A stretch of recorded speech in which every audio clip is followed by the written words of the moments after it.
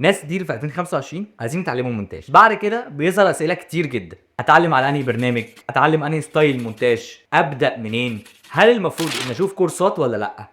ولو الكورسات دي هتبقى عربي ولا انجليزي؟ ايه هي البرامج اللي انا ممكن استخدمها؟ وحاجات كتير بتقول حاجه واحده بس: ان انت تايه في بدايتك. عشان كده في الفيديو ده انا هقول لك على الطريق الصح الكامل لتعلم المونتاج، تمتلك مهاره جديده لحد باذن الله انك تحترف المونتاج. والطريق ده هو ان انت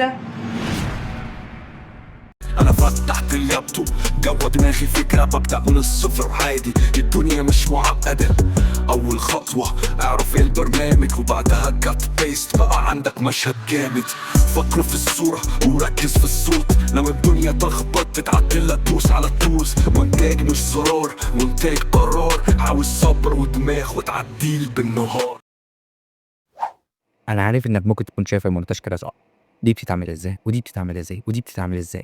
اسئله كتير بتجيلك كل ما بتعرف اجابتها بتحس ان المونتاج صعب، وانك لا انا مش فاهم ومش عارف ومش عايز.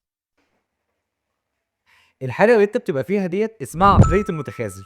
وبما انك يا مشاهدي العزيز مش متخاذل، وده اللي خلاك تكمل فيديو لحد هنا، فبدل ما تقول مش بعرف او مش هعرف او لا ما اقدرش اعمل حاجه زي كده، هتقول ايه ده؟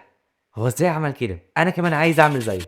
الحقيقه ان اجابه الاسئله ديت في البدايات محتاجه انك تشوف حاجه واحده بس، وهي فيديو بيشرح اساسيات المونتاج. طب السؤال هنا: ادور فين؟ في اليوتيوب؟ طب محتوى عربي ولا اجنبي؟ طب انت يا يوسف عامل كورس ولا لا؟ طب والكورس اللي انت عامله بفلوس ولا لا؟ ما تقلقش، انا مش هحرك كتير في الموضوع ده. والحقيقه هي لا، انا مش عامل كورس، وهدفي في بيتي ده هو الاستفاده الكامله ليه، مش ترويج لنفسي عشان اكسب فلوس من ورا مشاهدي العزيز. وكل الخطوات اللي انا هقولها لك هي مجانيه 100%. انا في بدايه تعلمي على برامج الادوبي وبحث طويل جدا لقيت كورس ده بالنسبه لي كنز حقيقي ومحتفظ بيه لغايه يومنا ده: كورس البرنامج ادوبي افتر افكت. وده بالنسبه لي وحش من وحوش برامج الادوبي. الافكتات والمؤثرات اللي انت بتصنعها من برنامج ادوبي افتر افكت هي اللي بتدي الروح والتشويق للفيديوهات بتاعتك، هي اللي بتعمل فرق ما بين المونتير المحترف ومونتير قص ولزق. ده البرنامج اللي من وجهة نظري ده لو بدأت فيه فانت هيكون معاك حصيلة من المؤثرات البصرية تقدر تشتغل بيها لوحدها من غير ما تحتاج اي حاجة تانية.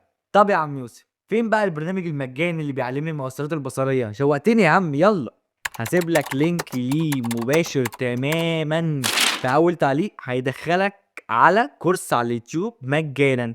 هتفتحه وتتعلم. بس استنى، قبل ما تقفل الفيديو وتجري على اللينك لازم تعرف حاجة مهمة جدا هتساعدك تطور نفسك في الكورس أسرع، وهي 3 حاجات: اتعلم، طبق، كرر. تاني: اتعلم، طبق، كرر. وتعلم وطبق وكرر وتعلم وطبق وكرر. طب أنا اتعلمت وطبقت وكررت، ها ايه تاني؟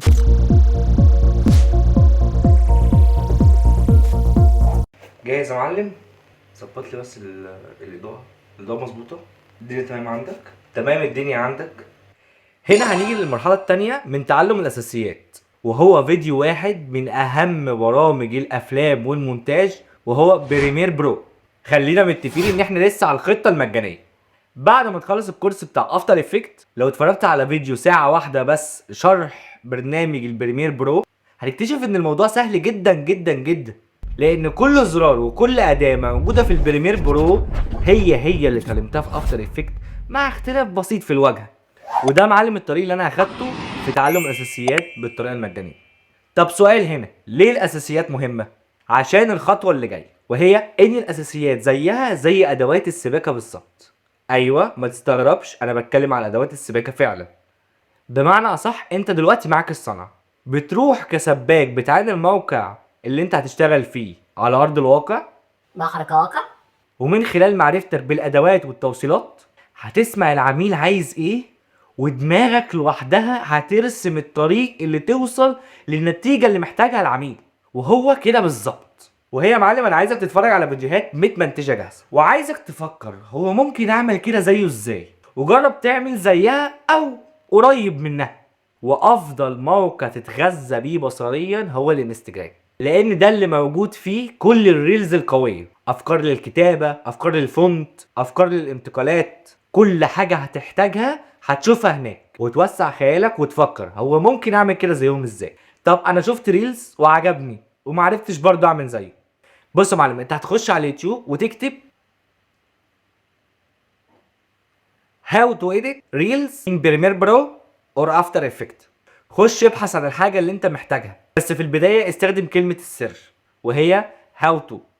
الطريقة دي في الأول بتبان عشوائية شوية، اللي هو كل ما اشوف حاجة اروح ادور ازاي بتتعمل، بس فعلا انا اتعلمت كده. كل الناس اللي حواليا والناس الشاطرة فعلا في المونتاج اتعلموا برضو بنفس الطريقة. وما تنساش حاجة مهمة، دي الطريقة المجانية، طريقة عشوائي بس بيعلمك كتير، وبيعلمك اللي انت محتاجه بس من غير وجع دماغ بمعلومات مش هتحتاجها في بداياتك، والحاجات بتدخل دماغك كده كده بتتنظم ما تقلقش. وبما انك معاك الاساسيات مش هتلاقي يظهر في دماغك سؤال ليه وازاي، هتلاقي اللي ظهر في دماغك يا ابن اللعيبه ده دمج حاجه انا عارفها بحاجه تانية انا عارفها طلعت حاجه انا مش عارفها. ما نضحكش، انا عارف ان انت ممكن تضحك على الموضوع ده بس دي الحقيقه صاحبي. وهتلاقي كمان كميه انبهار ومتعه ودوبامين كده في دمك، هتستمتع اوعدك. والاجمل من كل ده بقى، هتنام اليوم ده وانت حاسس براحه نفسيه جميله جدا، انك انجزت حاجه مهمه في حياتك، اتعلمت حاجه جديده. تاني يوم هيجيلك سؤال تاني، هو ازاي هلاقي الحاجه اللي انا هشتغل عليها بعد ما اشوف فيديو انا حابب ان انا اعمل زيه. مثلا انت ممكن تحمل بودكاست من على النت عندك على الكمبيوتر، تاخد منه 30 ثانيه تعمل له اديت بالستايل اللي انت حابه. وممكن تحمل انترفيو لشخص وتعمل له برضه اديت. اي حاجه موجوده على النت شايف انك ممكن تاخدها وتتمرن عليها او تعمل عليها شغل معلم وتنزلها تاني على الاكونت بتاعك، ده هيكون مفيد جدا ليك، لان دي الماتيريال اللي موجوده على النت ومحدش عمل لها ايديت. فعليك يا معلم على البودكاست والانترفيو، هيفيدوك جدا انك تتمرن بيها كويس. خد بالك انا مش بقول لك اعمل الكلام ده مره واحده بس، انا عاوزك كل يوم تاخد 30 ثانيه من فيديو معين تعمل له ايديت وتعمل للفيديو سيف وكانك هتسلمه العميل. اعمل ده مثلا لمده 15 يوم. بص، هو اول يوم ليك مش هيبقى زي تاني يوم، والتاني يوم ليك مش هيبقى زي اليوم ال15. الفكرة هنا انك بتطور نفسك بنفسك. لازم يا معلم زي ما بقولك كده ايدك تتعود على شغل الايديتنج عشان بعد كده تطلع منتج كويس. على فكرة انا بفضل جدا انك تنزل الفيديوهات دي على الانستجرام مثلا، عشان الناس يا معلم تبدأ تشوفك وتقيم لو في حاجة المفروض انك تعملها احسن، عشان تعرف ان تاني فيديو فيه تطور عن الفيديو اللي قبليه وهكذا. اصل مين هيقولك؟ الحاجات دي يا معلم انت بتشوفها مع الناس وبتنزلها مع الناس. ما تحتفظش بالحاجات ديت ليك لوحدك عشان ده هيعطلك عن التطور. لما بتدي الحاجه دي للناس تشوفها، هم ساعتها هيدوك نقد بناء، هيخلوك توصل لمستوى افضل فافضل فافضل لحد فعلا ما توصل لمستوى حلو ومحترم. اصل شغل انك انت تتعلم دفاع عن النفس مع خيال دايما هتغلبه. لازم تجرب مع الناس نفسها وتعرف اراء الناس نفسها، وتكون انسان سوي وتاخد النقد البناء ده تبني بيه نفسك. وهنا تكون نهايه اول حلقه من قناه اخلاق شباب. لو الحلقه فادتك بمعلومه صغيره قول لنا في التعليقات. ما تنساش اللايك والشير والسبسكرايب، ودعمنا عشان هدف القناه هي اخلاق الشباب، اخلاق في شغلهم، اخلاق في علاقاتهم، نعلمهم ان من الاخلاق انهم يتعلموا حاجه جديده. كان معاكم يوسف وليد من قناه اخلاق شباب، اشوفكم الحلقه الجايه ان شاء الله. اديوس. انا فتحت اللابتوب جوه دماغي فكرة ببدأ من الصفر عادي. الدنيا مش معقدة، اول خطوة اعرف البرنامج وبعدها كات بيست بقى عندك مشهد جامد.